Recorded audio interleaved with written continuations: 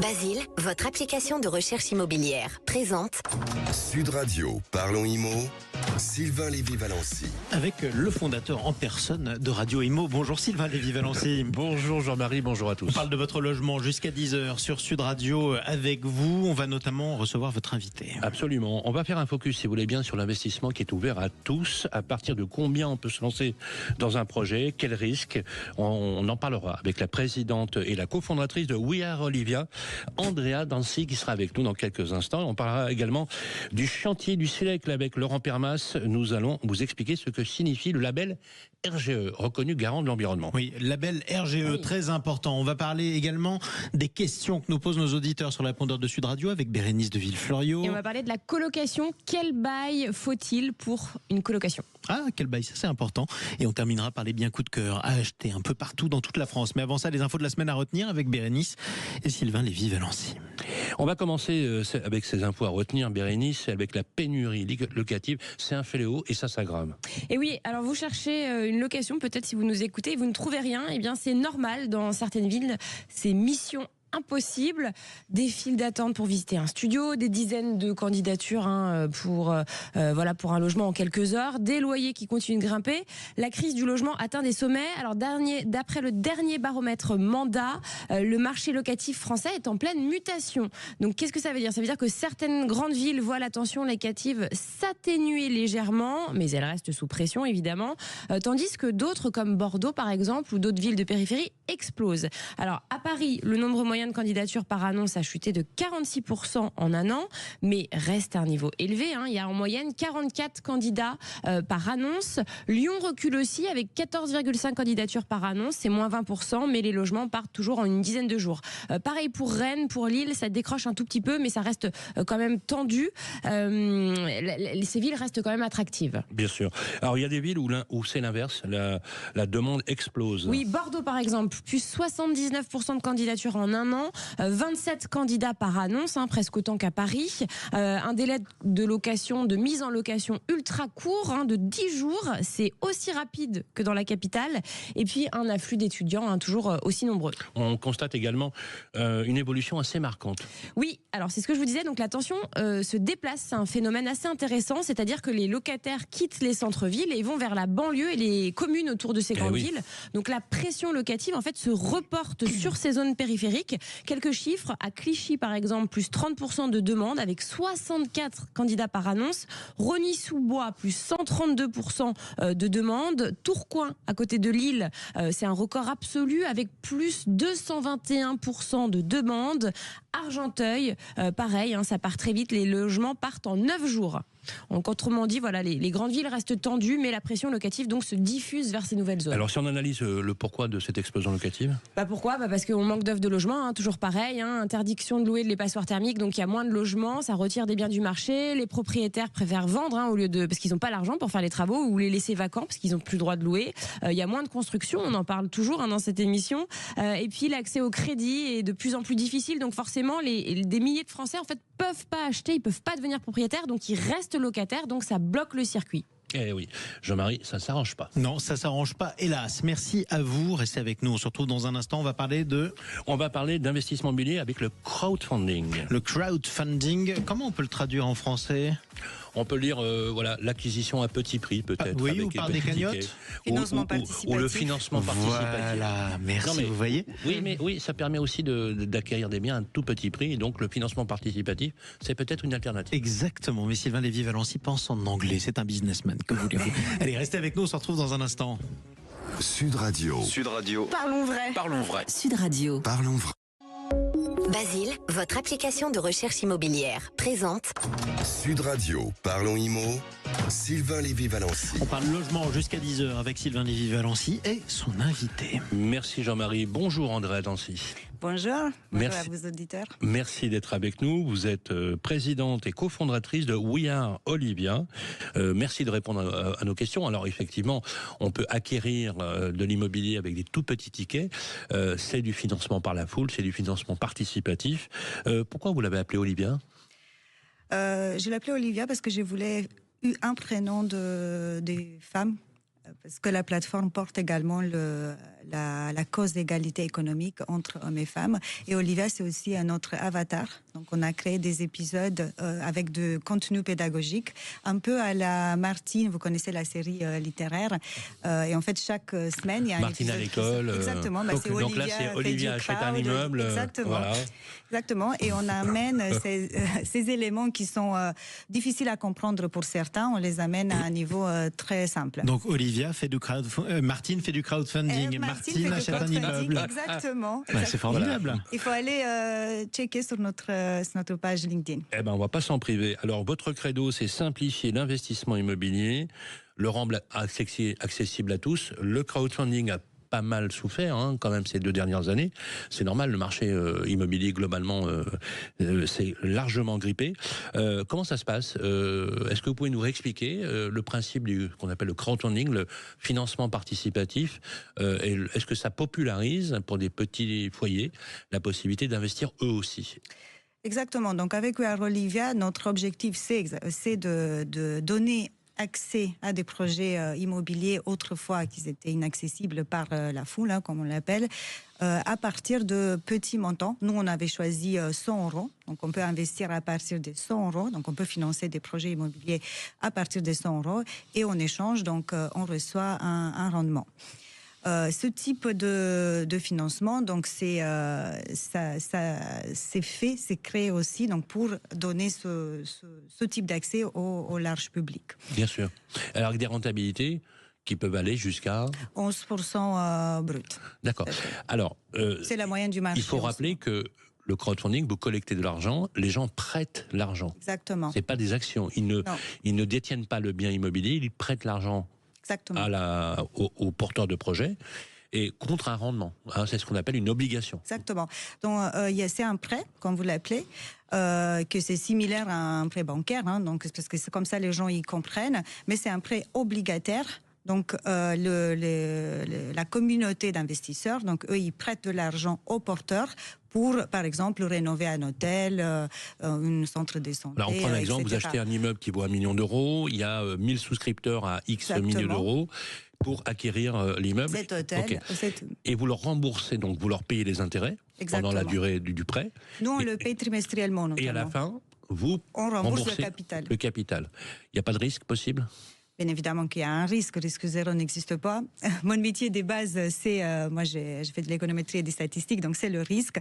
Et comme on connaît tous, donc on ne peut pas avoir un rendement à 11% et s'attendre à avoir un investissement sans risque. Il y a des risques, des défauts du porteur, etc., des risques administratifs liés à certains projets. Après, je pense que c'est très important de faire une bonne sélection des projets au début, donc l'analyse et la méthodologie des sélections qu'on applique doit être rigoureuse.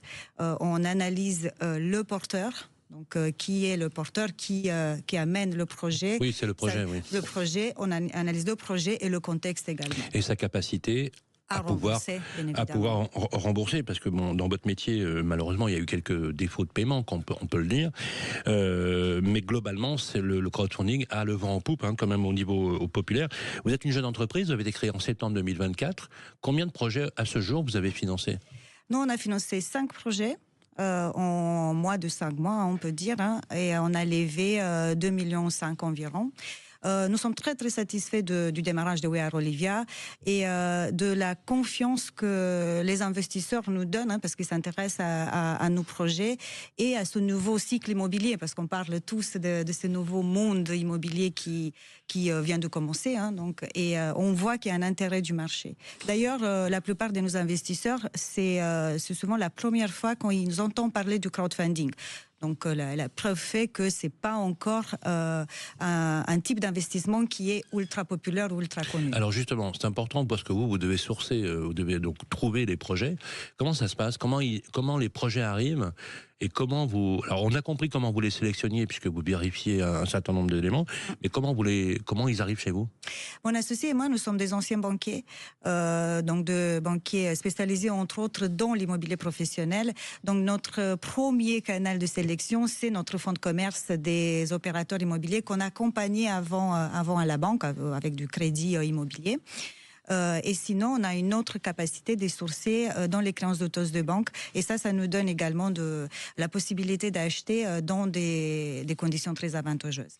Et après, sinon, on fait comme tout le monde, on participe à des événements comme MIPIM, etc. Et on est ouvert à la rencontre des nouveaux opérateurs. Voilà, le MIPIM que d'ailleurs nous couvrons du 11 au 14 mars. Au plaisir de se voir. Les projets immobiliers, vous avez besoin d'opérateurs, vous avez des opérateurs qui vous accompagnent. C'est quoi comme type d'opérateur qui vous accompagne aujourd'hui? Non, c'est limite aux marchands de biens. Aujourd'hui, c'est quoi marchand de biens pour ceux qui nous écoutent? Marchands de biens, c'est ceux qui achètent, ils rénovent, ils revendent. Promoteurs, c'est ceux qui achètent un terrain, ils vont faire construire un bâtiment et après ils vont vendre. Donc nous, on se limite aux marchands de biens. Géographiquement, on finance sur la France entière, mais la sélection a fait que, à aujourd'hui, on a fait Paris, Île-de-France et le sud de la France. Alors, les investisseurs aujourd'hui, donc on va parler à toutes celles et ceux qui nous écoutent, qui veulent investir. Comment ça se passe pour eux lorsque souvent, très souvent, et c'est vrai que c'est un phénomène en France, ils ont très peu de culture financière? Exactement. D'ailleurs, nous, investisseurs, ils viennent de tout univers, de tout horizon. On a des jeunes qui sont pas du tout avertis, donc des novices, mais on a aussi des investisseurs qui, eux, ils connaissent l'immobilier, la finance et ils veulent diversifier leur portefeuille. Mais pour ceux qui ont besoin d'accompagnement, on a une équipe de relations investisseurs qui les accompagne. Et en plus de ça, on a du contenu pédagogique. Donc, ce que je disais, en plus d'Olivia, on fait on amène des autres types de contenus pédagogiques pour expliquer simplement. Alors, vous les accompagnez donc pour aussi leur expliquer comment ça se passe. Tout à fait. Est-ce que c'est plutôt des moyennes investisseurs en âge plus âgés, plus jeunes? C'est quoi la moyenne? Est-ce qu'on peut donner une moyenne? Tout à fait. Je suis à 45 ans, 80% hommes. Ah oui, quand même. Oui, quand même. Ouais. Bon. Ça s'explique pourquoi? Parce que les hommes, c'est eux qui ont les comptes de la...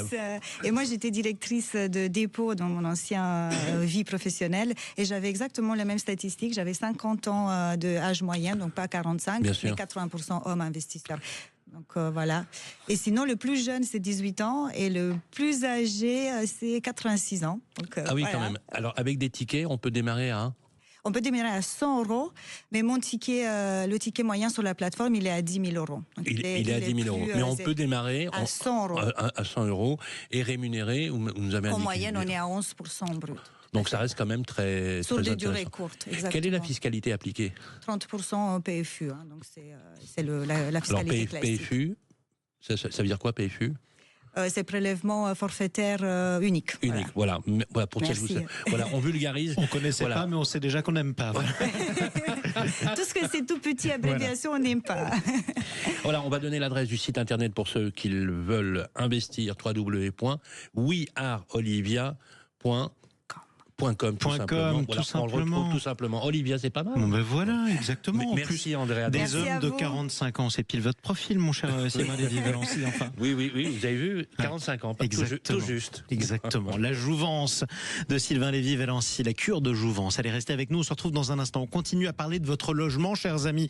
Vous avez été nombreux à nous poser des questions sur le répondeur de Sud Radio, notamment sur... la colocation, quel bail je dois signer? On vous répond dans quelques instants avec Bérénice de Villefloriot. Je précise qu'Emmanuel Macron, le président de la République, par ailleurs, est en train en ce moment même de s'exprimer au salon de l'agriculture. On doit protéger les producteurs, nous dit-il. Les agriculteurs ne sont pas une variable. On verra si ce discours est bien accueilli. Sachez qu'en tout cas, ça se passe calmement, notamment parce que c'est à huis clos. On y reviendra. Sud Radio. Parlons vrai. Parlons vrai. Sud Radio. Parlons vrai. Sud Radio. Parlons vrai. Basile, votre application de recherche immobilière, présente Sud Radio. Parlons Immo. Sylvain Lévy-Valency. Parlons logement avec le fondateur de Radio Imo jusqu'à 10h, comme chaque samedi sur Sud Radio. Tout de suite, on répond à vos questions, vous qui nous écoutez sur Sud Radio. avec la Massif, économisez en changeant d'assurance de prêt immobilier. Conditions sur massif.fr. La Massif présente Sud Radio. Parlons Immo. Ça vous concerne. Eh oui, vous nous écoutez, vous nous posez des questions sur le répondeur de Sud Radio 0826 300 300 sur le logement. Sylvain Lévy-Valency. Absolument. Bérénice, cette semaine, on a eu un message sur le principe de la colocation. C'est un vrai sujet. Oui, c'est Cindy qui envisage de se mettre en colocation dans quelques semaines avec 2 copines au Havre. Donc elle quitte le foyer, les parents, et elle aimerait savoir quel type de bail c'est possible, enfin quel type de bail est possible pour une colocation. On accueille notre expert Arnaud Accard. Bonjour, vous êtes le président d'Imo Direct et vous gérez des biens immobiliers justement pour les propriétaires. Bonjour Arnaud. Oui, bonjour Bérénice, bonjour toute l'équipe. Bonjour. Alors Arnaud, vous qui avez l'habitude de faire signer des baux, quel type de bail pour une colocation ? Alors écoutez, cette jeune femme, si elle va se mettre en colocation avec 2 amis, le meilleur bail, c'est ce qu'on appelle le bail solidaire de colocation. Pourquoi c'est le meilleur ?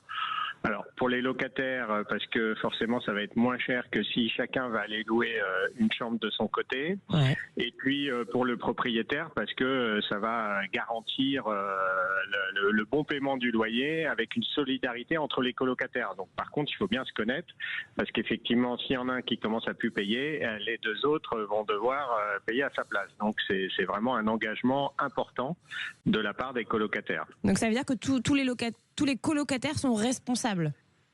Tous les colocataires sont responsables du bon paiement de l'intégralité du bail qui a été signé par l'ensemble des colocataires. C'est pour ça qu'on appelle ça le bail solidaire. Et alors l'autre bail qu'il est possible de faire, c'est quoi ? Alors, il y a un autre type de bail qu'on appelle le bail à la chambre. Donc là, on va s'engager uniquement pour le paiement du loyer de sa chambre et puis de pouvoir profiter, bien évidemment, des parties communes de l'appartement ou de la maison. Donc là, il n'y a pas de solidarité. Par contre, la plupart du temps, quand on signe ce type de bail, on ne sait pas avec qui on va habiter. Donc voilà, il peut quand même y avoir quelques petits soucis de cohabitation. C'est souvent plus cher. Et pour le propriétaire, même si au départ il pense que c'est une bonne opération, parce qu'effectivement s'il additionne tous les loyers de chaque chambre et ça va lui faire plus de revenus, il y a beaucoup plus de rotation. Forcément, les gens ne se connaissent pas, ils arrivent là pour une période souvent assez réduite, et donc ça génère des frais de recherche récurrents et de la vacance locative. Oui, parce qu'à chaque fois qu'il y a un nouveau locataire, le propriétaire paye pour cette recherche de locataire. Donc il y a plus de turnover. Tout à fait. À chaque fois, il y a un coût. Et puis, si vous êtes dans les périodes creuses, c'est-à-dire de octobre à mai, ça c'est ce qu'on appelle les périodes creuses de la colocation, vous risquez d'avoir plusieurs mois sans locataire. Donc j'imagine que c'est un bail que vous voyez moins régulièrement. Alors oui, c'est un bail qu'on a beaucoup vu là juste après le Covid, parce que c'était un peu la folie de la colocation, mais depuis 1 an, la plupart des propriétaires reviennent sur des systèmes de baux solidaires. Comme ça, ils savent que c'est un groupe de personnes qui se connaît déjà, qui habitent dans l'appartement ou la maison. Et effectivement, il y a peut-être un peu moins de revenus, mais sur le long terme, il y en aura plus, parce qu'il y aura beaucoup moins de turnover et beaucoup moins de vacances locatives. Eh bien, merci beaucoup Arnaud Accard. Voilà Cindy, le bail solidaire pour votre colocation. Alors, vous auriez été en colocation avec Sylvain Lévy-Valency? Et moi j'ai été en colocation, alors pas avec Sylvain, non. mais... Si, on a un kibbutz commun. Un kibbutz, effectivement, j'imagine très bien. On s'y verrait, effectivement. Merci à vous. Merci aussi à vous tous qui nous posez des questions. Toujours le même numéro, 0826 300 300 sur le répondeur de Sud Radio. Sud Radio, parlons IMO, ça vous concerne. Avec la Massif, changez votre assurance de prêt immobilier et économisez. Conditions sur massif.fr. Et oui, évidemment que ça vous concerne, l'immobilier. Je précise qu'il est 9h46 précisément et qu'en ce moment même, Emmanuel Macron est au salon de l'agriculture en train de caresser des vaches. Précisément, je vous donne tout ce qui se passe. C'est important, sachez-le. Quelle info. Sachez-le, ça se passe bien. Pour l'instant, il n'y a pas de cohue, il n'y a pas de brouhaha. On va continuer à suivre la situation. Tout de suite, on parle du chantier du siècle. Avec Sofinco, baissez votre consommation d'énergie en lançant vos travaux d'éco-rénovation. Sofinco présente Sud Radio, parlons éco-rénovation. On en parle avec Laurent Permas et vous, Sylvain Lévy-Valency. Absolument, un petit clin d'œil à notre Grégoire qui est sur la route des vacances. Bonjour Laurent Permas. Bonjour Sylvain. Alors Laurent Permas, vous êtes le patron de l'éco-transition chez Sofinco. Merci de nous accompagner parce que chaque semaine, vous nous donnez les bons tuyaux pour bien comprendre la rénovation énergétique. Alors Laurent, cette semaine, j'aimerais qu'on en parle d'un sigle que l'on mentionne beaucoup, tout le temps. Ça s'appelle le label RGE, reconnu garant de l'environnement. Qu'est-ce que c'est exactement, Laurent ? En fait, c'est un label qui permet en fait à un professionnel d'être formés, mais c'est surtout pour nos publics, notamment les propriétaires de logements, de bénéficier des aides financières dont nous avons largement parlé. C'est MaPrimeRénov, l'éco-prêt à taux zéro, et puis le certificat d'économie d'énergie qui est appelé le C2E. Donc en fait, il faut bien vérifier que votre artisan, votre professionnel, lorsque vous allez engager des travaux, eh bien, est RGE. C'est certes un gage de qualité, mais c'est surtout obligatoire si, je le rappelle, si vous souhaitez bénéficier des aides. Sinon, c'est trop tard. Si vous engagez en fait avec un professionnel d'un devis et que celui-ci n'est pas RGE, vous ne pourrez pas bénéficier des aides qui sont proposées par l'État. Donc, c'est très important de bien regarder ce sigle RGE au début. Donc c'est très clair, les amis, si vous n'avez pas un label RGE lorsque vous demandez à quelqu'un de faire les travaux, vous n'obtiendrez pas les aides. Alors vous dites que c'est un gage de qualité. Qu'est-ce que doit faire un professionnel s'il veut devenir RGE, par exemple ? En fait, il va tout simplement avoir un diplôme, c'est une sorte de label avec un diplôme. Il doit choisir ce label auprès d'un organisme de qualification en fonction du type de travaux effectués. Donc, c'est Certibat, par exemple, pour les travaux de rénovation énergétique globale. Ça va être Cali-ENR, encore un sigle, pour les énergies renouvelables, comme notamment le photovoltaïque qu'on a évoqué la semaine dernière. Et puis, c'est les pros de la performance énergétique pour tous les travaux de performance, justement, énergétique. Alors, vous avez énormément de certifications avec des acronymes que vous pouvez trouver notamment sur l'ADEME, le site de l'ADEME. Et puis ensuite, les entreprises doivent se former, alors former surtout leurs collaborateurs et informer leurs clients sur l'approche qu'ils peuvent avoir. Et c'est un label en fait qui va mettre en avant notamment les compétences, le professionnalisme des artisans et la conformité qu'ils peuvent avoir. Notamment au travers de l'exécution des travaux avec les primes. Alors, les professionnels deviennent RGE, donc ça génère plus de business pour eux, et tant mieux. Ça a bien commencé. Alors, comment, voilà, est-ce qu'il y en a de plus en plus, Laurent, des entreprises qui se labellisent ? Oui. Alors, ça a commencé en fait en 2015. Vous voyez, le premier label RGE a été lancé avec un peu plus de 25 000 artisans qui ont pris ce label, et puis aujourd'hui on en est à 62 900, vous voyez, c'est précis. Alors on peut dire que c'est beaucoup puisqu'il y a une progression, et puis on peut se dire aussi, attendez, il y a plus de 500 000 artisans en France, vous voyez, il y en a très peu qui sont justement RGE. Alors il faut être précis, vous avez des entreprises d'une certaine taille qui mettent en place ces dispositifs, puisque c'est engageant en termes de formation, et c'est du temps aussi pour former ses collaborateurs. Mais je voudrais pas qu'on ait une opposition entre les RGE qui sont très bons, et puis les artisans qui ne sont pas bons parce qu'ils ne sont pas RGE. En fait, c'est un sigle qui est à la main de l'artisan, et il va choisir d'être RGE. Pour aller chercher aussi les primes. C'est pas parce qu'on n'est pas RGE qu'on n'est pas bon. C'est ce qu'on retiendra. En revanche, je voudrais pas qu'il y ait d'opposition. On n'aura pas d'aide si on ne fait pas appel à un RGE. Voilà, c'est tout bête. Alors, justement, une question très prosaïque, méthode Jean-Marie Bordet.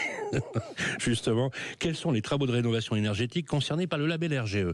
Quand on est RGE, on a compris, c'est pour avoir les aides, effectivement, indépendamment de la qualité. Quels sont les travaux qu'on peut réaliser ? Alors, chaudière, donc ça c'est important, on en a aussi parlé dans une de nos chroniques, l'équipement de chauffage ou la fourniture d'eau chaude sanitaire, la ventilation mécanique, notamment la fameuse VMC, et puis tout ce qui est lié aux matériaux d'isolation thermique, des parois vitrées, verticales, en toiture, externes, internes. Donc vous voyez que ça couvre l'ensemble des chantiers qui sont notamment couverts à la fois sur les travaux de grande ampleur, mais aussi sur les gestes simples. Alors, question, on en a beaucoup parlé ici sur Sud Radio, également sur Radio Imo, sur les problématiques de fraude, d'arnaque à l'énergie, c'est un vrai sujet. Quand on parle de label de confiance, est-ce qu'il y a tout simplement, Laurent, des fraudes ? Est-ce qu'il y a eu des fraudes au RGE, au label RGE, autrement dit des faux labellisés, par exemple, ce genre de choses ? Alors, il y a des fraudes au DPE, il y a des fraudes au RGE. En fait, lorsque vous avez des primes qui sont proposées par l'État, forcément, vous avez souvent des fraudes. Alors, la première chose à dire, pour éviter ces fraudes avec le label RGE, c'est très simple. Vous allez sur le site MaPrimeRénov. Voilà, donc, sur le site MaPrimeRénov, vous avez la liste de tous les professionnels qui sont RGE. Donc s'ils sont pas dans le bottin, c'est qu'ils y sont pas. C'est tout bête, c'est le juge de paix. Exactement. Et puis si vous souhaitez aller plus loin, vous pouvez très bien, avec toujours Ma France Rénov, prendre contact avec un MAR, c'est-à-dire mon accompagnateur rénove, qui est un peu un architecte d'intérieur, et qui va vous accompagner et qui vérifiera lui aussi, puisqu'il est agréé par l'État, qui vérifiera qu'il est professionnel, puisqu'il proposera plusieurs devis, sont bien labellisés RGE. On aura Merci tout compris. beaucoup, Au Laurent. RGE et au MAR. Donc, Laurent Permas, le prochain acronyme que vous m'apprenez, vous me payez un verre. Hein, parce qu'à un moment, ça va. Je sais que c'est pas votre idée, mais à un moment, faut quand même passer à la caisse. Allez, Voilà. tout de suite, je vous le rappelle, tout de suite, on va faire le tour de France. Sud Radio, parlons éco-rénovation. Avec Sofinco, lancez vos travaux d'éco-rénovation pour baisser votre consommation d'énergie. Place au Tour de France, je le disais avec Sylvain Lévy-Valency, les biens coup de cœur. On va où? On va où cette semaine? Eh bien, je vous emmène en Gironde, direction la proche banlieue de Bordeaux, à Mérignac. Et d'ailleurs, cette ville a une application ici, Mérignac, pour être connectée et pour suivre justement les informations municipales. Donc là, cette semaine, je vous ai trouvé une maison de 140 mètres carrés, 6 pièces. Une maison située justement à côté de la mairie. Donc vous pourrez tweeter sur X plus facilement vos infos. Une maison de plein pied. Elle comprend une entrée, 4 chambres, une salle d'eau avec douche à l'italienne et une seconde salle de bain. Vous trouverez aussi un cellier, une cuisine, attention, entièrement équipée et semi-ouverte sur un grand salon séjour et une autre grande pièce de vie qui donne une belle terrasse, sur une belle terrasse, 32 mètres carrés. Et puis, attention, cerise sur le gâteau pour vous, Jean-Marie, il y a une piscine enterrée. Ah, ça, c'est Ça, important. vous adorez. Hein. Pourquoi vous voulez enterrer ma piscine? Non, mais ça veut dire qu'elle est creusée, quoi. Vous Voilà, voyez, c'est elle pas est une à piscine hors l'extérieur. sol. Merci. Voilà. Terrain de 459 mètres carrés, et il y a une dépendance, un garage de 30 mètres carrés et une cave. Bon, une maison très sympa, 594 200 € par Basile. Vous pouvez la retrouver sur Basile. Petite situation de simulation de financement, un apport de 20%, soit 118 000 € et un emprunt sur 25 ans à 3,2%. Vous pouvez avoir des mensualités à 2304 €. Merci Bérénice. En un mot, la deuxième maison? On va dans l'Isère, si vous voulez Oui, bien. elle est très bien. On part au ski? Oui, vous connaissez Froge en plus. Je suis sûr que vous connaissez tout. Bérénice, c'est une maison de village. Oui, qu'on vous a trouvé, une maison de 55 mètres carrés, idéale pour un investissement, une cuisine ouverte sur un séjour, une salle de bain et à l'étage, 2 chambres dont l'une possède une terrasse. En plus, une cave et un atelier si vous êtes un peintre. À noter que si vous achetez la maison, un locataire se trouve sur place jusqu'en juillet 2025. Donc son loyer est de 680 €. Mais merci beaucoup Bérénice de Villefloriot. Merci à vous Sylvain Lévy-Valency et à tous vos invités. Cette émission sera rediffusée en direct à mardi midi sur Radio Imo précisément. Et puis vous, on vous retrouve à 9h15 samedi prochain sur Sud Radio. On embrasse aussi notre Jean-Claude Duchanou, Grégoire Darico, qui est sur la route des vacances en ce moment et qui va essayer de planter son bâton. Allez.